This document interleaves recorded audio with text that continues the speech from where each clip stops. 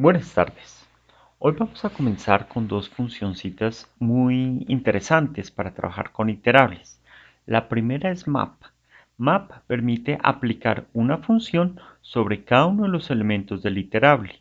Por ejemplo, vamos a definir la función cuadrado que toma x y devuelve x al cuadrado. Y vamos a aplicar esa función cuadrado a cada uno de los elementos de esta lista, para lo cual aplicamos map. Una vez hemos hecho esa operación, vemos que es map y pues map es un estilo de generador en la medida en que vamos necesitando los elementos, pues él va aplicando la función. Si queremos aplicarla de una vez a todos, podemos convertirlo a una tupla. De esta forma nos devuelve el cuadrado de cada uno de los elementos que tenemos. Bien, la otra función que vamos a mirar es filter. Filter aplica una función también sobre iterables, pero en esta función devuelve true o false. Y él simplemente lo que hace es retornar otro iterable solo con aquellos elementos que son verdaderos, que son true, que la función devuelve true. Entonces, por ejemplo, aquí definimos la función positivo y miramos devuelve verdadero si el número es mayor que 0. ¿Ok? Y ahora aplicamos esa función positivo a cada uno de los elementos y solamente y tiene solo aquellos que son positivos. En este caso sería el 1 y el 5. Si miramos quién es y, pues es una función filter, pero si aplicamos la tupla, convertimos y a una tupla, entonces ya nos devuelve los elementos. En este caso, como habíamos predicho, solamente el 1 y el 5. Ok, ahora sí veamos qué son las funciones lambda. Básicamente una función lambda permite definir una función en una sola sentencia. Entonces, por ejemplo, aquí suma va a ser la función, los parámetros son x y retorna x más y. Súper sencillo, ¿no? Entonces, si miramos quién es suma, es una función definida de manera lambda y tiene dos parámetros, x, y. Listo, ahora si aplicamos suma con los parámetros 2 y 3, entonces aplica esa función, como dijimos que era una suma, pues los va a sumar. Ok, ¿y para qué es interesante la función suma? Básicamente se utiliza cuando tenemos que aplicar una función, por ejemplo, como un parámetro. Entonces recuerdan que en map teníamos que aplicar una función cuadrada y la habíamos definido previamente, pero era una función muy sencilla. Entonces la podemos definir directamente como en el argumento. Entonces aquí se define la función cuadrada para que se aplique sobre cada uno de los elementos. Bueno, usamos map para aplicarla sobre cada uno de los elementos y después lo convertimos a una tupla y obtenemos cada uno de los elementos elevado al cuadrado. De manera similar, con filter podemos aplicar la función lambda, definir la función lambda de que un número es verdadero si es mayor que 0 y esto nos permite seleccionar algunos de los elementos del iterable. En este caso, después de convertirlo a una tupla, obtenemos los números 1 y 5, que son los únicos mayores que 0. Bien, ahora vamos a volver otra vez a hablar sobre def return. En def return hay una forma para empaquetar y desempaquetar los argumentos. Entonces, por ejemplo, veamos esta rutinita. En esta rutina tenemos tres parámetros, A, B y C. Y simplemente lo que hace la rutina es imprimir el primer parámetro, después el segundo, después el tercero. Entonces vamos a aplicar esta rutina con los argumentos 3, 8, 2. Entonces imprime primero 3, después 8, después 2. Ok. Bien, ahora vamos a colocar los argumentos que teníamos 3, 8, 2 dentro de una lista. Los colocamos en una lista y es de. Y ahora vamos a llamar la misma rutina, pero los argumentos ahora, en vez de pasar los argumentos 3, 8, 2, pasamos la lista. Bueno, precedida de un asterisco. El asterisco significa que vamos a desempaquetar los elementos que están en la lista para que no lo tome como un solo argumento, sino como cada elemento de la lista va a ser un argumento para la función. Entonces aquí va a devolver 3, 8 y 2. Entonces cuando imprima efectivamente va a hacer lo mismo que hicimos aquí al principio. Perfecto, chévere, ¿no? Es una forma interesante de empaquetar argumentos. Bueno, también se puede empaquetar, bueno, también se pueden empaquetar aquí la función. Por ejemplo 2 va a tomar dos parámetros. El primer parámetro lo imprime y el segundo parámetro observe que está precedido por el asterisco. Eso quiere decir que los argumentos que vengan después, todos van a quedar dentro de un solo, dentro de la variable b, dentro del parámetro b. Entonces, de esta forma, por ejemplo, aquí tenemos tres argumentos, 3, 8 y 2. El 3 queda con el argumento 3 queda con el parámetro a y los argumentos 8 y 2 quedan en el parámetro b y quedan como una tupla. Entonces, cuando imprime b, presenta la tupla. Ok, interesante, ¿no? Porque entonces de esta manera podemos poner aquí muchísimos parámetros o pues muchísimos argumentos en una función y en un solo parámetro después podemos mirar cuáles fueron los argumentos pasados. Bien, ahora veamos qué pasa con las variables cuando se entregan por valor. Entonces, por ejemplo, aquí en el ejemplo teníamos tres parámetros A, B y C y pues en nuestro ejemplo 3, 8 y 2 los imprime ahí. Pero podríamos pasar los argumentos, pasamos aquí de una vez el ejemplito, entonces en vez de pasar 3, 8 y 2 pongamos por ejemplo que B va a ser 5, que A va a ser 4 y que, bueno, pongamos más bien aquí C4 y que A va a ser 7. Listo. Entonces, observen que aquí no importa el orden en que yo coloque los argumentos, como cada argumento está asignado a su respectivo parámetro, entonces él sabe que A va a ser 7, entonces lo imprime aquí. Luego sabe que B va a ser 5 y entonces B lo asigna con 5 y que C es 4. Listo, estos son argumentos pasados por valor, ok, por nombre. Bien, también hay forma para empaquetar estos. Entonces, por ejemplo, aquí vamos a presentar estos mismos argumentos. Entonces, bueno, en este caso B lo vamos a asignar con 1, C con 2, ya con 3. Y todo queda dentro de un diccionario. Observemos que con esta notación, entonces, él asigna la string B con el valor de 1, la string C con el valor de 2 y la string A con el valor de 3. Ahora los vamos a pasar nuevamente a nuestra rutina ejemplo 1, pero ahora con doble asterisco y después nuestro diccionario. Cuando va doble asterisco, entonces estamos diciendo que los argumentos van a ser entregados por parámetro mediante un diccionario. Entonces él ya sabe que el primer argumento, bueno, que tiene que mirar los nombres. Entonces que B va a corresponder a B, entonces va a ser 1, C va a ser C, que va a corresponder a 2, y A es 3, que es el primer renglón. Perfecto. Ok.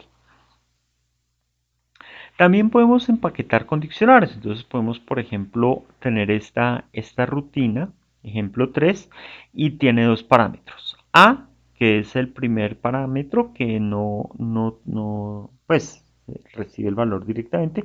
Y B, empaqueta todos los demás parámetros, pero por nombre.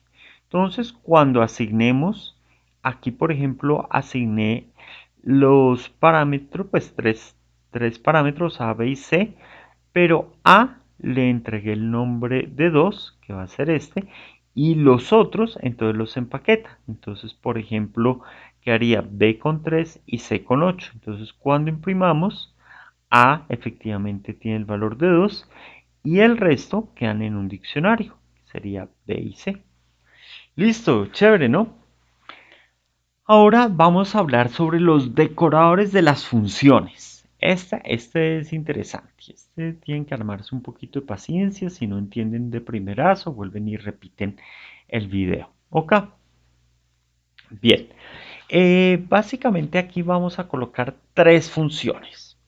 Una que va a ser una función que se llama el decorador. ¿Ok? El decorador va a tener dos funciones. Una función que va a ser para decorar y otra que va a ser la decoración que le va a hacer a la función. Entonces, antes de hablar de la decoración, vamos a hablar cuál va a ser la función para decorar. Entonces, en este caso voy a tener dos funciones para decorar. Una se llama adicionar y la otra se llama sustraer. Adicionar, pues como ustedes pueden imaginar, va a tomar dos parámetros. Bueno, en este caso los imprime y devuelve la suma. La de sustraer, pues los imprime y devuelve la resta. Pero observen que a ambas funciones les he colocado, he llamado aquí al decorador para que me haga el favor de decorar estas dos funciones. Entonces, cuando llega el decorador para la primera función que va a decorar, entonces llega el decorador y toma aquí la primera función para decorar, que va a ser en este caso la de adicionar.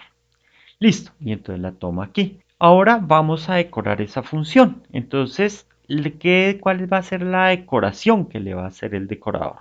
Bueno, en este caso, lo primero que hace es imprimir pues los argumentos. La decoración pues toma unos argumentos y con esos argumentos genera los argumentos que le va a entregar a la función para decorar. En este caso pues simplemente recibe los mismos y los convierte a flotante. ¿Ok? La decoración que le hizo a los argumentos solo fue volverlos flotante. Y después entonces la decoración toma el resultado y hace algo con el resultado y pues devuelve el resultado. En este caso simplemente le colocó lo volvió string y le colocó admiraciones al resultado. Entonces veamos cómo queda ahora esta función adicionar después de que llega el decorador. Al llamar adicionar con 2 y 3, entonces lo que hace es pues aplica, le aplica la decoración a la función. Entonces decora los argumentos, entonces los argumentos eran enteros, los convirtió a flotante, imprime el resultado, que eso es lo que hace esta función, imprimir el resultado, pero ya convertidos a flotante, y después decora el resultado. Entonces él devuelve el resultado entre signos de admiración. Recuerden que la decoración fue volverlos flotante y escribir en signos de admiración. Lo que hacía la función simplemente era imprimir esta parte. O sea que él debería imprimir esto, pero en enteros, la decoración lo vuelve flotante y le coloca las admiraciones.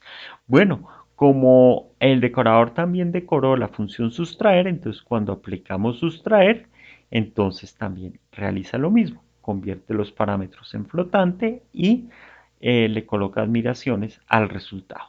Bueno, interesante este, ¿no? Uno se pregunta, bueno, ¿y para qué queremos decorar una función? De pronto, pues aquí uno ve, por ejemplo, que tiene que aplicar la misma función a varias funciones, ¿no? Esta es como una función ahí. Pero ahorita vamos a ver Flask, que es una herramienta para hacer aplicaciones web, y vamos a ver cómo los decoradores nos simplifican mucho la notación. Ok, va a simplificar bastante.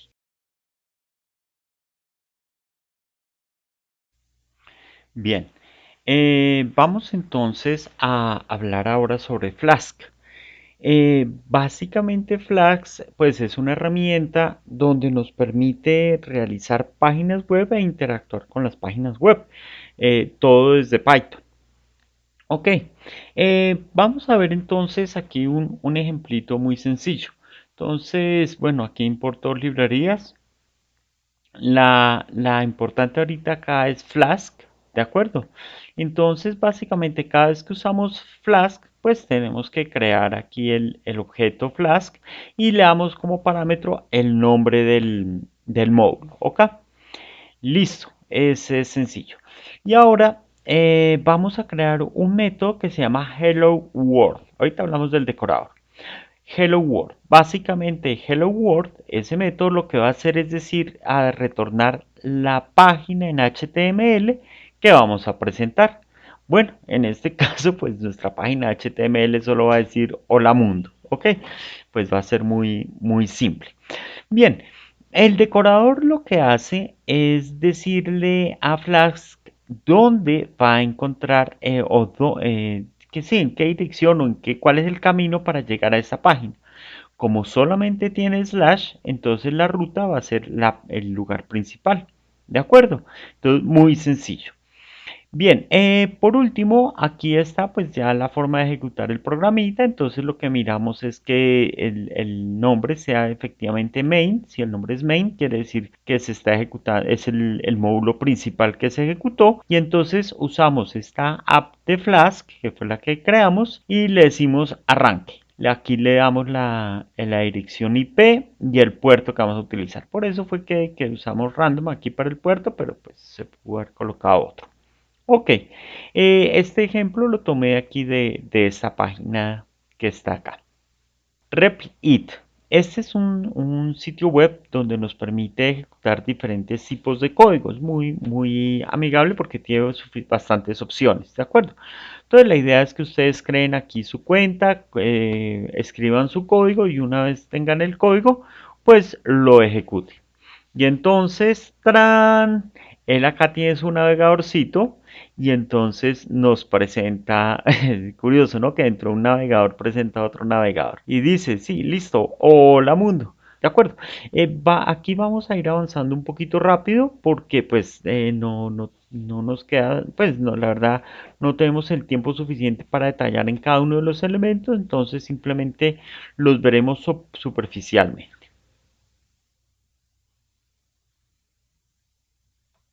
Bueno, ahora hablemos de este otro ejemplo que fue tomado de un tutorial de acá mismo, de Replit. Bien, básicamente, bueno, la primera diferencia vemos que además de tomar el nombre, toma otros dos parámetros. El primero es el folder donde vamos a tener algunas plantillas de archivos de HTML. ¿Ok? Tenemos también, bueno, nuevamente, ahora ya no tenemos solamente una página, sino tenemos dos páginas. ¿De acuerdo? Nuestra página que funciona en la raíz, que se llama base page, ya no retorna el código en HTML, sino una función, o el resultado de una función que dice render template base.html. Entonces, ¿qué tiene base.html? Entonces tiene este archivito. Entonces ahora sí aquí podemos armar nuestro archivito en HTML que queremos que se presente en la raíz. ¿De acuerdo? Y pues el otro, aquí cuando él es en la ruta 2 ya no en la raíz, sino cuando tenga 2 entonces va a presentar este otro sitio, site2 HTML, y entonces presentará este otro código de HTML que está aquí. Ya pues es un poquito más elegante, ¿no? Entonces, bien, entonces básicamente lo que hace esta función render template es leer el archivo y generar el HTML. Ya veremos que no solamente es un archivo fijo, sino que puede variar un poquito. Bueno, y esta parte sí es igual. Listo, entonces veamos a ver cómo quedaría.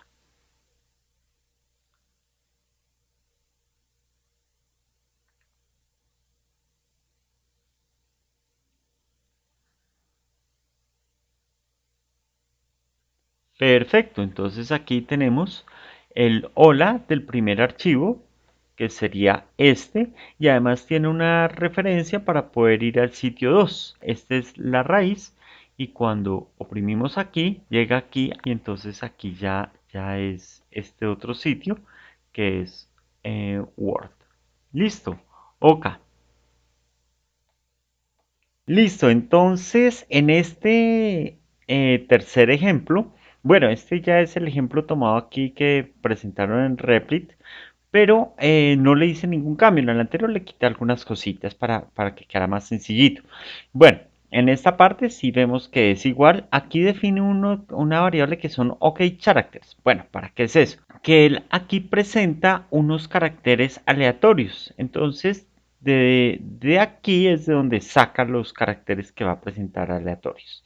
Ok, veamos primero cómo funciona. Entonces, apenas se ejecuta, él dice hello y presenta un número aleatorio. Observen que si volvemos a ejecutarlo, va cambiando el valor del número. Entonces, de aquí podemos ver que la imagen no es fija, sino que va a ir cambiando. Bueno, y cuando entramos a la otra página, aquí cambia el texto. Pues es un texto que puede ir variando. Entonces, como para mostrar que se pueden cambiar números y textos. Y podemos regresar. ¿Ok? Y el texto, pues si lo volvemos a ejecutar, pues es otro texto diferente. Ok. Entonces, bueno, para la segunda ventana, entonces las letras las toma de acá. Bien, entonces aquí tiene dos métodos, uno para la primera ventana, como habíamos visto antes, y otro para la segunda ventana. El primero y el segundo están decorados, este para la raíz y este para otra dirección, ¿ok? Con un 2. Bueno, entonces ahora para presentar el número aleatorio que vimos acá en la primera página, entonces él toma un número aleatorio y ahora llama a la función renderTemplate, toma el archivo que está en base a HTML, pero además le manda el número aleatorio. OK, random number. Bien, veamos entonces cómo aquí en base.html funciona. Entonces habíamos visto la paginita simplemente tenía el título. Bueno, aquí le pone otras cositas para mejorar la presentación, archivitos CSS, JavaScript, bueno, en fin.